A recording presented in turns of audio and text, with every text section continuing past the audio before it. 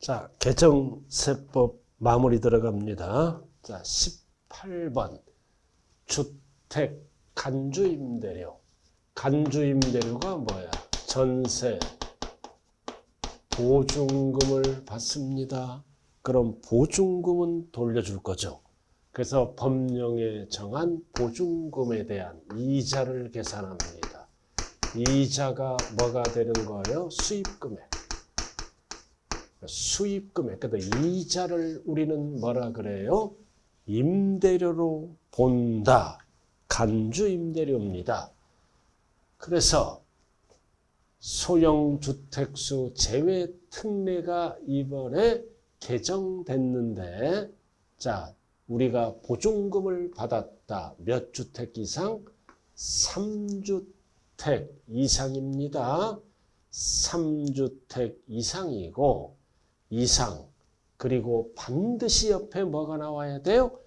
보증금 합계액이 3억 초과할 때, 이 초과하는 부분은 이자를 계산합니다. 이게 간주임대료죠?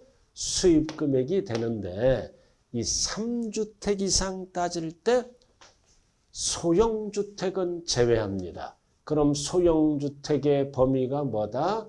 40제곱미터 이하, 그리고 기준시가가 2억 이하는 작년까지는 뭐다?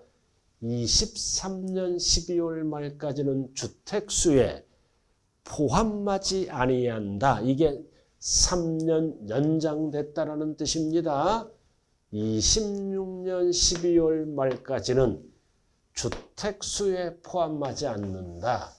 이게 중요한 게 아니라 전세는 숫자 배열이 3주택 이상 and 보증금 합계가 3억 초과 소형주택은 범위를 알아야죠. 기준시가 2억 원 이하이면서, 그리고 전용면적이 뭐다? 40제곱미터 이하. 그럼 전세는 숫자 비율이 어떻게 돼? 3, 3만 4이 전세 살아요. 숫자가 4, 2, 3년 연장됐다라는 뜻이에요. 자, 요 정도 알아두시고요.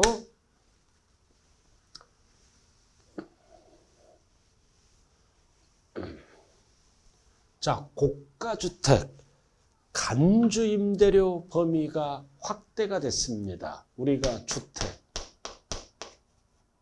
주택은 반드시 월세와 전세, 보증금 구분해야 됩니다. 이거를 간주임대료.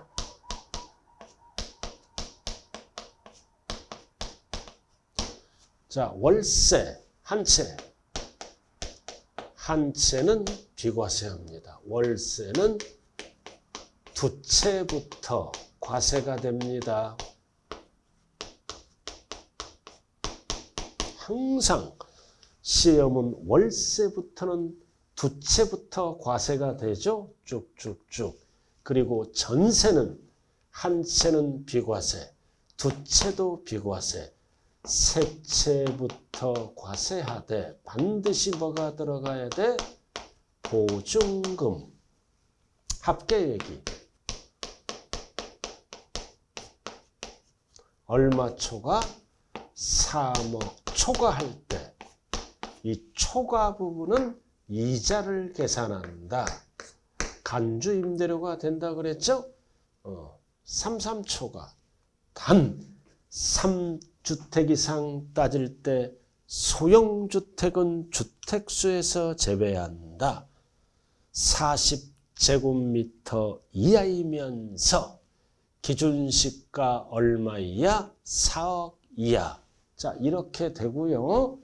그리고 월세 이 한 채인데 고가주택이야. 고가주택 법 규정이 어떻게 돼요? 기준시가로 따져요. 기준시가 12억 초과하는 주택을 얘기합니다. 실거래가액이 아닙니다. 임대니까 기준시가로 따져. 그럼 고가주택 한 채다. 월세 놓으면 과세합니다. 과세. 근데 이 고가주택을 전세에 놓죠? 전세 보증금을 받으면 뭐한다? 비과세합니다. 고가주택, 일반 주택은 12억까지는 월세 놓더라도 비과세야. 기준시가 12억을 초과하면 고가주택 과세. 근데 전세보증금을 받으면 비과세합니다. 자, 이게 법규정이라고요. 법규정. 근데 뭐가 있어? 2주택인데 뭐다? 고가주택이야. 그럼 작년까지는 주택은 3주택 이상만 과세하죠? 그럼 고가주택이 두 채야. 고가주택이 두 채. 당연히 월세는 과세하죠? 그러나 전세보증금도 과세로 이제 법이 바뀌었다는 겁니다. 법이 바뀌었어요. 단 시행은 어떻게 한다? 26년부터. 그러니까 2년 동안 고가주택 두 채 가진 분은 전세보증금을 받더라도 과세가 전환되는데 시행은 언제? 26년. 그래서 우리 시험하고는 관련이 있다 없다? 없다. 26년도에 시험 볼 분은 과세를 해야 됩니다. 월세는 당연히 과세하고 26년부터는 두 채더라도 과세가 전환된다는 뜻이에요. 그 12억 이하 주택은 포함하지 않는다. 고가주택이죠. 항상 보증금 합계액이 얼마야? 3억 이상 금액으로서 대통령령으로 정하는 금액을 초과합니다. 그래서 아직 이게 뭐다? 세부 규정이 없어. 법 내용만 이렇게 만들어 놨어요. 2주택, 고가주택을 얘기합니다. 보증금 합계액이 얼마 초과? 3억 이상으로서 이 대통령령 세부 규정이 지금 안 나왔다고요. 그래서 이거는 26년부터 참고로만 알아두시면 되네.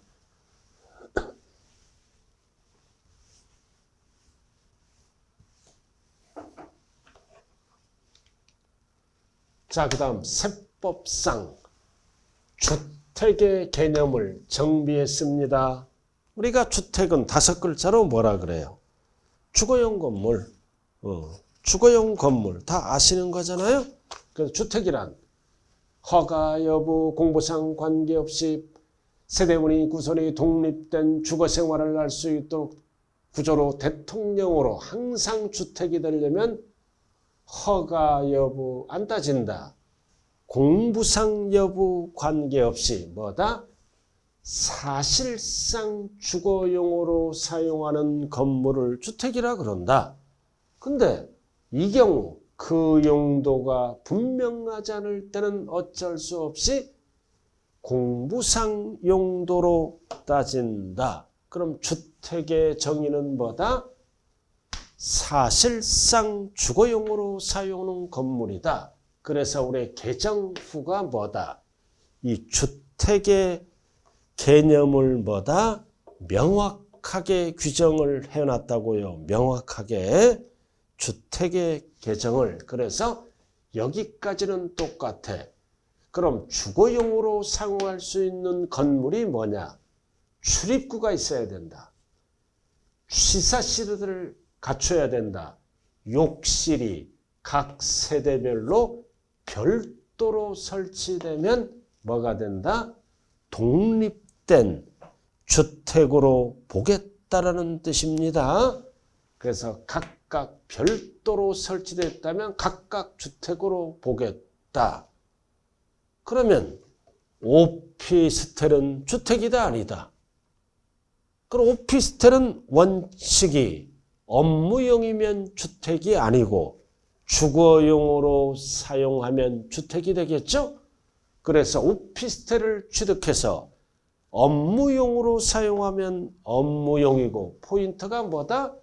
사실상 주거용으로 사용하고 하나, 둘, 세 가지가 갖춰졌다면 세대별로 별도 설치가 되면 오피스텔도 주택이 된다. 고로 오피스텔은 뭐다? 사실상 주거용으로 사용하면 주택으로 보되 이 단어가 들어가야 됩니다. 이렇게 해서 주택 개념을 요거를 추가시킨 겁니다.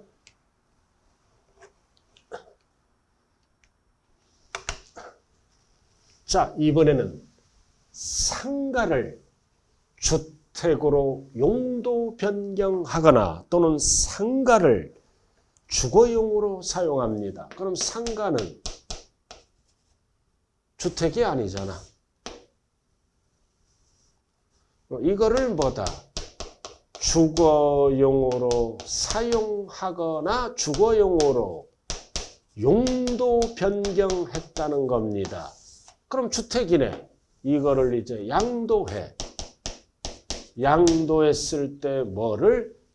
보유기간 계산 방법을 명확히 했어요. 작년까지는 뭐다? 작년까지는 이렇게 취득해서 이렇게 보유기간을 따지더라 이거지. 그래서 보유기간이 뭐야? 자산의 취득일부터 양도일이야. 그럼 이의 자산의 취득일부터 양도일까지 따지더라. 그래서 보유기간이 늘어났죠? 그래서 올해부터는 취득일을 언제부터 시작한다? 사실상 주거용으로 사용한 날 또는 용도 변경일 여기서부터 취득일을 따지겠다는 뜻입니다. 그래서 보유기간 계산 방법을 명확하게 했네요. 그럼 종전에는 뭐다? 보유기간은 취득일에서부터 양도일이야. 근데 업무용을 주택으로 사실상 사용하거나 용도 변경했을 때 취득일은 이날로부터 따지겠다. 그래서 사실상 주거용 사용일 또는 용도 변경했다면 이날이 뭐가 된다? 취득일. 그래서 양도일까지 따지겠다는 뜻입니다. 그 얘기예요.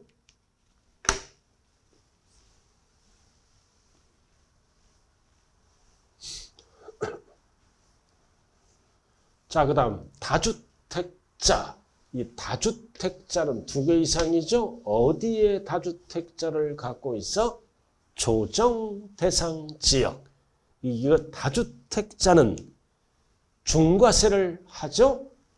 그래서 보유기간이 2년 이상으로서 25년 5월 10일부터 5월 9일까지 양도하는 주택은 한시적 중과세를 배제합니다. 어디에 있는 거? 조정지역. 1세대 2주택이다. 기본세율 2년 보유하면 6에서 몇 프로? 45%를 갖잖아요. 1세대 2주택. 1세대 3주택 이상은 이것도 기본세율 6에서 45. 여기에다가 2주택 이상은 20을 더합니다. 그럼 최대 65%까지 올라가죠? 3주택은 여기에다가 30%를 더해. 그럼 최고 75%. 그럼 항상 이게 양도소득세 세율이죠? 여기에 10% 지방소득세가 붙잖아. 그럼 6.5를 더하니까 72.5로 올라가. 또 여기에 지방소득세 10% 7.5. 그럼 82.5까지 세율을 적용합니다. 지방소득세. 그럼 우리는 여기까지. 그래서 언제까지 1년 연장 25년 5월 10일부터 5월 9일까지 올해 이거를 1년 연장시켰어요. 그래서 언제까지? 25년 5월 9일까지 양도하는 주택은 중과세를 한시적으로 배제해서 1년 연장이 됐네요. 그럴 때는 20이나 30을 안 더하겠다. 중과세 배제. 그래서 이거를 여당에서는 뭐다? 폐지를 시키려고 그래. 근데 야당에서 반대를 하죠? 그럼 이런 경우는 뭐다? 장특공제도 적용을 해 줍니다. 배제기 때문에.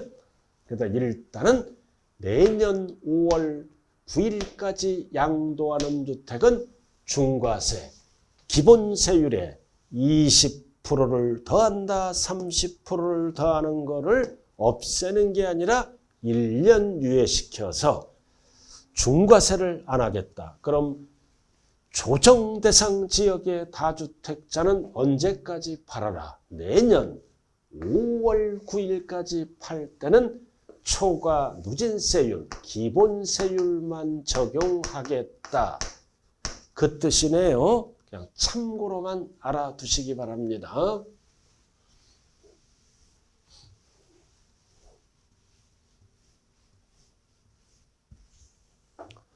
자, 그 다음 23번으로 들어갑니다. 2월 과세. 이거는 무조건 출제. 별 딱 붙여요. 2월 과세. 2월 과세잖아. 그래서 우리가 양도소득세 2월 과세할 때 양도가액에서 취득가액을 공제하고 필요경비를 빼야죠. 그럼 취득가액은 누구 거를 공제한다? 증여자의 취득 당시 가액. 증여 당시 하면 안 돼. 증여자의 취득 당시. 그 다음 필요경비가 뭐야? 자본적 지출액과 양도비를 공제하고 그리고 증여세도 안 돌려주고 필요경비에 산입합니다. 이게 개정된 거야. 수중자의 자본적 지출액. 양도비를 빼고 그 다음 증여세를 납부했다면 증여세도 필요경비에 포함해서 공제하는데 똑같아. 근데 신설이 뭐다? 올해부터 집수리 비용 발코니 확장 공사를 했다. 그 다음 샤시를 다시 했다. 이렇게 재산의 가치가 증가되는 자본적 지출액도 증여자가 지출한 것도 포함합니다. 작년까지는 뭐다? 수중자가 지출한 자본적 지출액만 필요경비로 인정을 해서 올해부터는 수중자 것도 인정해 준다. 개정법이에요.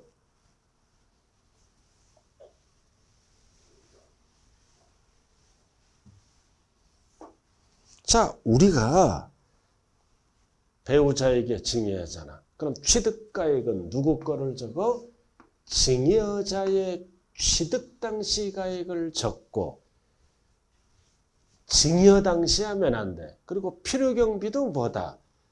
자본적 지출액을 공제하고 양도비도 공제받고 증여세도 안 돌려주고 필요경비로 공제받죠? 근데 자본적 지출액은 올해부터는 증여자가 지출한 것도 포함한다. 결국 양도소득세를 줄여준다는 뜻이에요. 자, 그럼 여기 보자고요. 똑같은 거죠? 2월 과세. 자, 2월 과세는 누구랑 하는 거야? 배우자 직계 존비속 간에 증여를 합니다. 그럼 주는 자를 증여자, 받는 자를 뭐라 그래요? 얘는 수중자야. 그리고 몇 년 이내에 팔 때 10년 이내에 양도할 때는 무슨 과세란 용어를 쓴다? 2월 과세. 즉 2월 과세는 증여자 기준으로 계산을 하겠다. 그럼 취득가액이 1억이야. 증여를 하니까 증여가액이 8억으로 높아졌어. 증여 취득가액이 높아지고 이렇게. 그리고 10억에 팔았다. 그럼 양도가액은 10억이다. 이렇게 해서 이렇게 팔면은 세금 폭탄 맞죠? 그래서 가족에게 증여한 후 증여 취득가액을 높여서 팔아먹어. 그럼 이렇게 취득해서 이렇게 팔면은 양도세가 줄어드네. 그래서 몇 년 이내에 팔았을 때는 10년 이내에 팔았을 때는 2월 과세한다. 즉 취득가액도 증여자의 취득 당시 가액을 적고 그리고 장기 보유 특별공제와 세율도 뭐 따질 때 보유기간. 보유기간 따질 때도 증여자의 취득일로부터 양도일까지 이렇게 계산합니다. 그래서 취득가액은 증여자의 취득 당시 가액을 적는 대신에 장특공제와 세율, 보유기간 따질 때는 증여자의 취득일로부터 양도일까지 계산합니다. 보유기간은 늘려주는 거예요. 자, 이렇게 하고 수중자는 뭐다? 증여세를 납부해야지. 그 다음 양도세도 납부해야지. 그럼 가족끼리는 증여를 인정함으로 안 돌려줘요. 어떻게 한다? 아까 배웠죠? 필요경비에 산입한다. 산입하지 아니한다 그러면 틀려. 이 뜻은 납부한 증여세는 필요경비에 산입해서 양도가액에서 공제를 하고 그리고 양도소득세 납세무자는 누굽니까? 수중자예요. 그리고 둘 사이는 연대 납세무가 있다 없다? 없다. 그래서 항상 시험은 1번, 2번, 3번, 그리고 4번, 5번, 6번을 꼭 기억해야 돼요. 이게 돼야 나머지가 됩니다. 그럼 여기에서 이제 개정은 이제 필요경비를 빼야죠. 자본적 지출액 및 필요경비. 그래서 수중자가 지출한 자본적 지출액 공제받고 필요경비, 양도비용 공제받죠. 근데 올해부터는 뭐다? 증여자가 지출한 자본적 지출액도 포함한다. 그래서 수중자가 지출한 뭐가 있다? 자본적 지출액도 필요경비에 포함하고 증여자가 지출한 뭐다? 자본적 지출액도 포함한다. 그래서 이 용어가 나오면 둘 다 포함해서 자본적 지출액이 1억이야. 그럼 증여자가 지출한 자본적 지출액이 2억이 있다면 작년에는 1억만 공제를 하되 올해부터는 더해서 3억을 공제해 주겠다. 그래서 자본적 지출액은 둘 다 공제를 합니다. 그래서 양도비용은 수중자가 지출한 것만, 증여자가 지출한 자본적 지출액도 올해부터는 포함한다는 뜻입니다. 이게 2월 과세. 여러분들이 가장 잘하는 것 중에 하나다. 이게 이해가 안 되면 세법이 덜 됐다는 거예요. 2월 과세는 왜 만들었어? 직접 팔면은 취득가액이 낮아서 양도세 폭탄을 매겨. 그래서 가족에게 증여한 후 증여 취득가액을 높여서 팔아먹으면 양도세가 줄어들죠? 회피. 그래서 양도세를 띄어먹는 거를 방지하기 위해서 몇 년 이내에 팔았을 때는 10년 이내에 팔았을 때는 2월 과세 적용을 한다. 몇 가지? 3가지를 증여자 기준으로 계산하고 나머지 3가지는 수중자 기준입니다. 그래서 증여세는 필요경비에 산입하고 양도세 납세 의무자는 수중자고 둘 사이는 연대 납세무가 있다 없다? 없다. 모든 세금은 수중자가 책임을 집니다. 필수예요. 필수. 반드시 기억해야 돼요.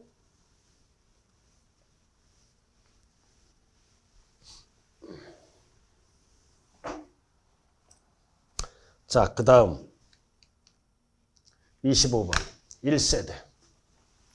자, 우리가 1세대 1주택자는 비과세를 받죠? 1세대 1주택자는 2년 보유하고 12억까지는 등기된 부동산을 비과세합니다. 그럼 1세대가 뭐냐? 항상 1세대는 양도일 현재를 기준으로 판정한다. 그럼 1세대는 가족을 포함하죠. 결혼을 해야 돼. 원칙이. 거주자와 배우자, 직계존비속 및 형제자매를 포함합니다. 그래서 1세대는 거주자와 배우자가 동일한 주소 또는 거소에서 생계를 같이 하는 가족을 포함해서 1세대다. 그럼 동일한 주소에 같이 있어야죠? 그럼 내가 본인이야. 본인은 내 배우자를 포함합니다.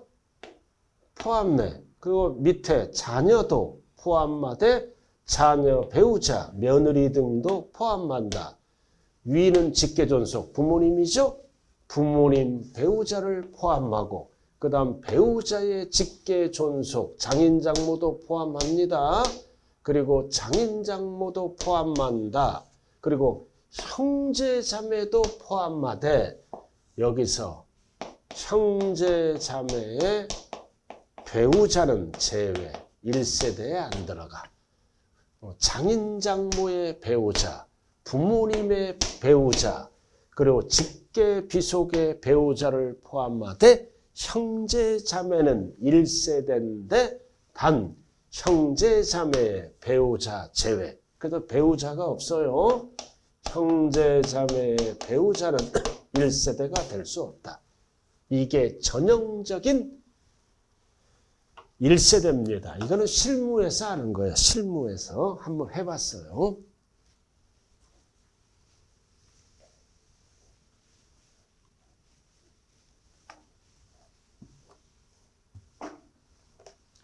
자, 그럼 우리가 1세대 1주택자는 요건이 충족되면 12억까지는 비과세가 받죠?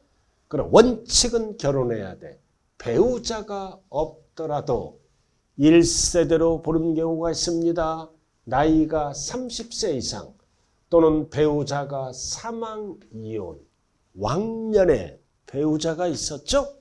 1세대로 봐주고 이번에 뭐다? 이게 약간 개정이 돼서 30세 미만 미혼인자 30세 미만인 미혼자는 소득 판정 기준을 구체화했다고요. 그럼 작년까지는 국민기초생활보장법에 따른 기준 중위소득 40% 이상일 때는 어찌고 저찌고 1세대로 인정을 해줬는데 올해부터는 구체화시켰다. 30세 미만. 그럼 뭐가 등장한다? 국민기초생활보장법에 따른 중간소득 40% 수준 이상을 어떻게 법을 만들어서 기준 중위소득 40% 이상 하면 틀려져 12개월로 환산한 금액의 40% 이상 이렇게 명확화 구체화시켰다. 작년은 뭐다? 중위소득의 40% 이상 애매모호하잖아. 그럼 올해부터는 중위소득을 12개월로 환산한 100%의 40 이상 이게 뭐다? 30세 미만도 1세대로 봐주겠다. 그럼 이게 무슨 뜻이냐면은 자, 이 소득은 일시적 소득이 아니죠. 계속적 반복적인 소득으로서 보건복지부가 기준 중위소득을 고시합니다. 이렇게 1인 가구, 2인 가구 쭉쭉쭉. 그래서 월별로 고시해. 1인 가구는 월 220. 이렇게 2인 가구는 월별로 고시합니다. 이렇게 쭉 고시하되 그래서 1인 가구 기준이다. 그럼 월별로 고시하죠? 그럼 여기에다가 12개월을 곱해 220. 그럼 2600 이렇게 나오네요. 그럼 기준송이소득을 12개월로 환산합니다. 몇 프로? 40%.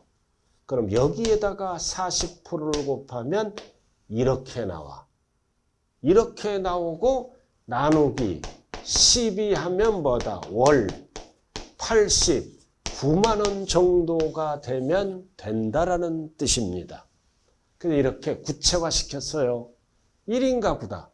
그럼 1인 가구일 때는 월 이렇게 나와. 그럼 1년분, 12개월은 1년이죠? 1년이 이렇게 나와.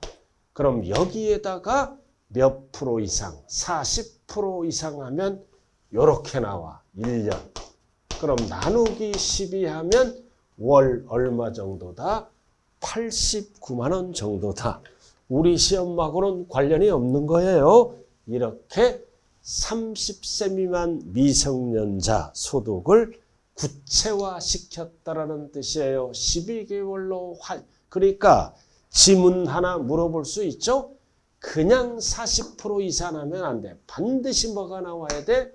12개월 환산한 이 용어가 나와야 돼. 1세대 1주택자란 세대원 판정할 때는 이에다가 12개월로 환산한 금액 요 정도만 알아두시면 되겠네요.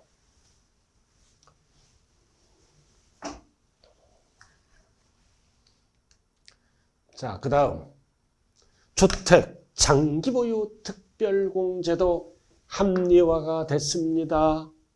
합리화가 됐다. 무슨 뜻이다? 주택이 아닌 건물을 사실상 주거용으로 사용합니다. 사용하거나 공부상 용도를 주택으로 변경했다.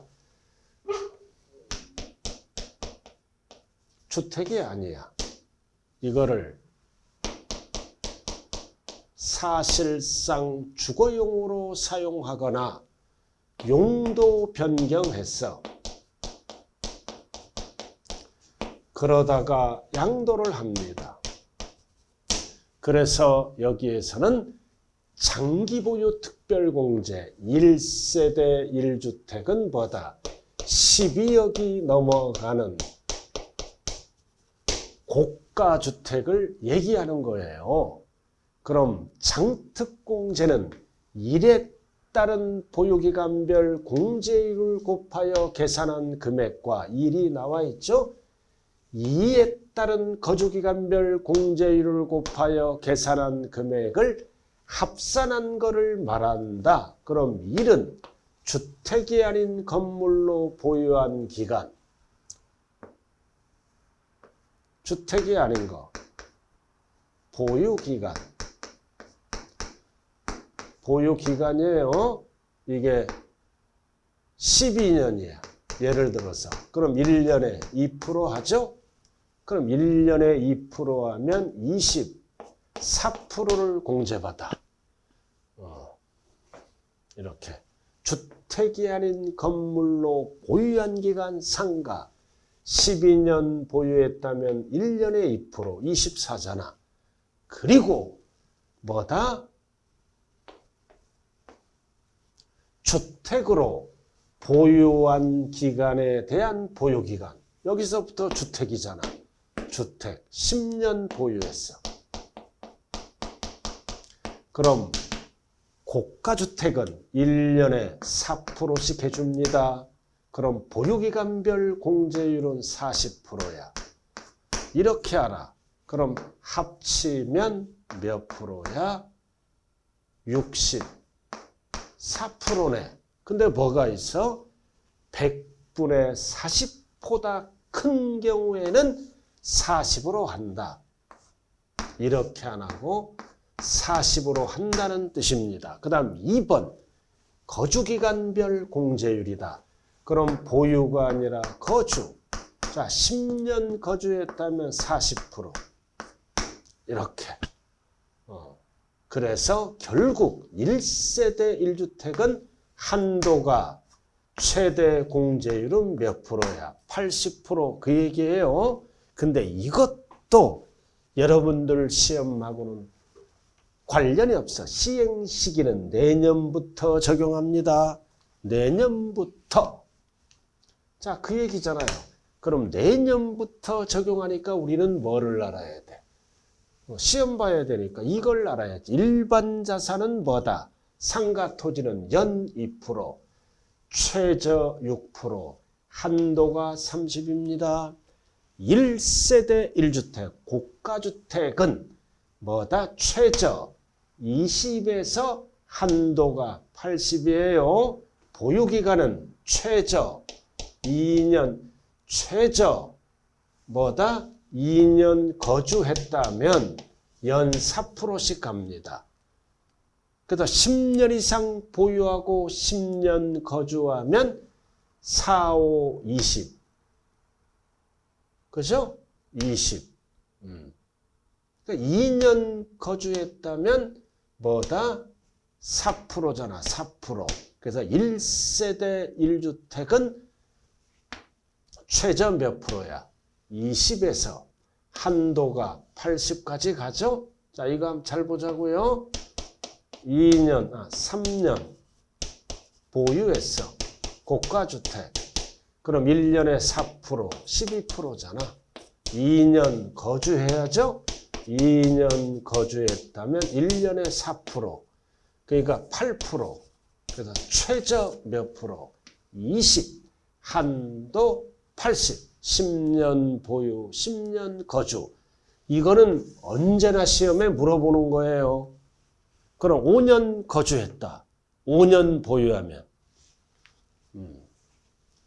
5년 보유하고 5년 거주했다면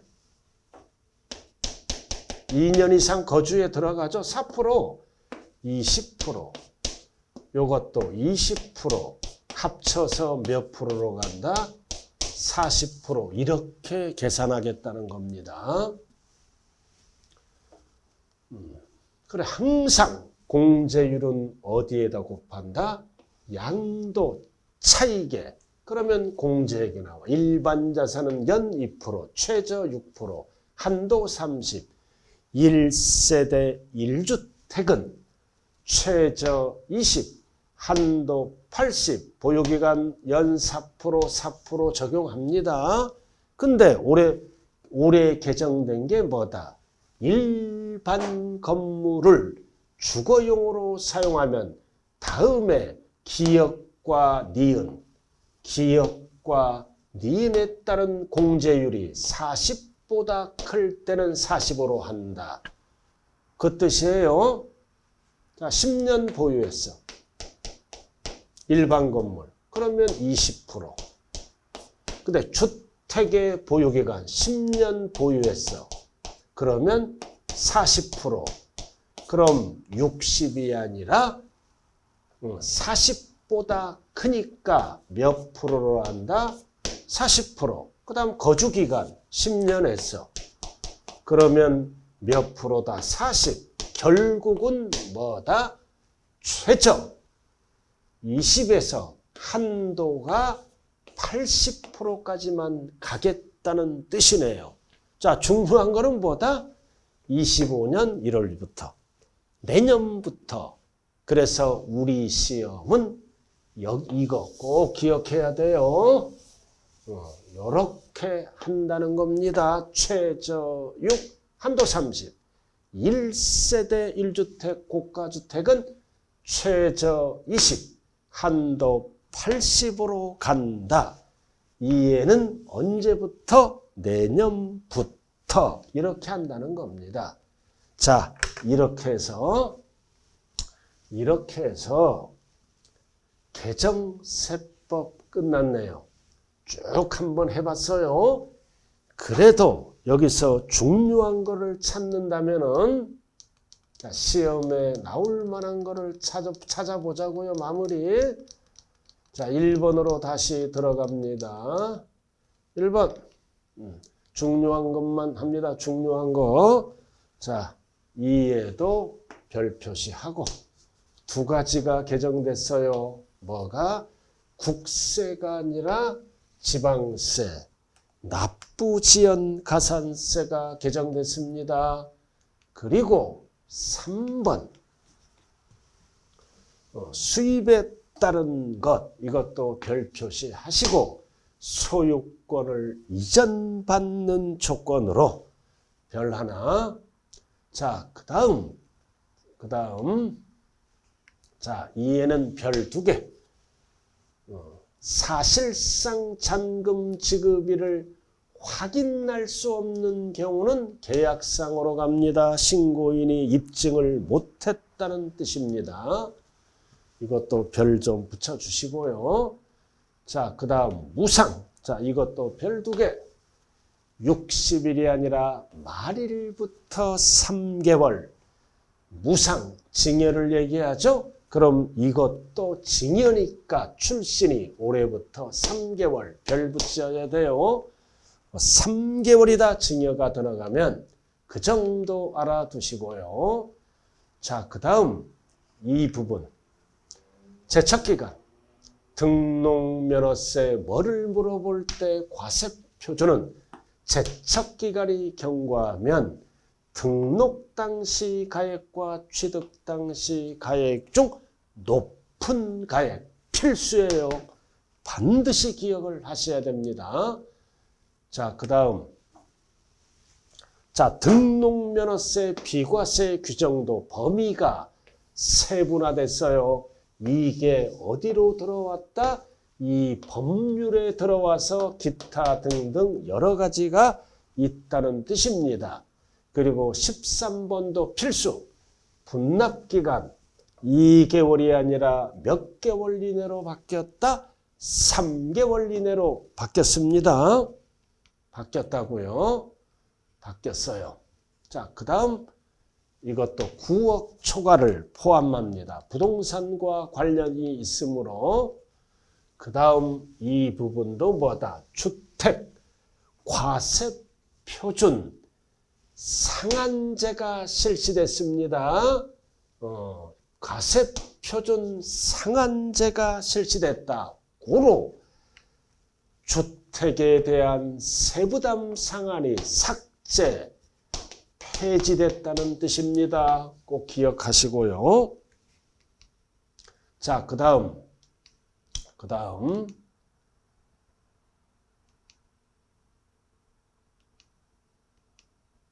2월 과세. 이거 필수입니다. 2월 과세.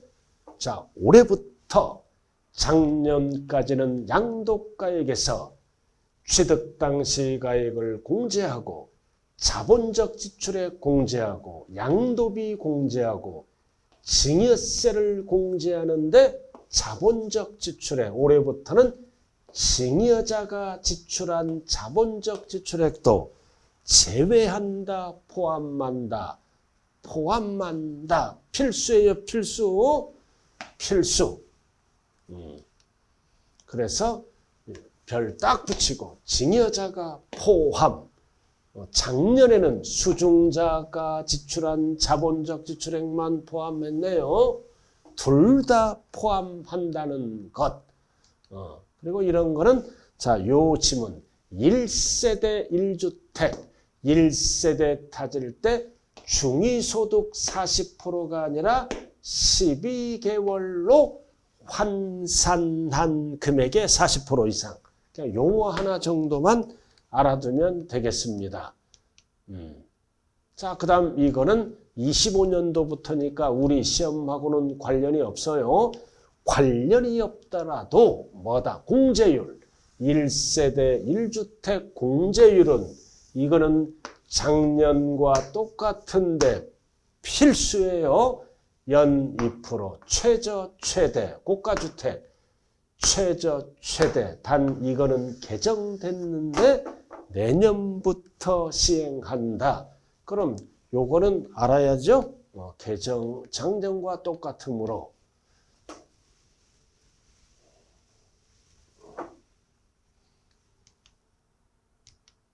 자, 이렇게 해서 오늘 개정세법을 마무리 짓습니다. 이제 다음 주부터는 이제 개정된 세법으로 요약집 강의가 들어갑니다. 다시 이론 정리가 들어가네요. 자, 여러분들 좌우간 포기하지 말고 끝까지 점수가 안 나오더라도 끝까지 하다 보면 60점 맞을 수 있다. 자, 여러분들 힘내시길 바라면서 오늘 개정세법 마무리 짓습니다. 감사합니다.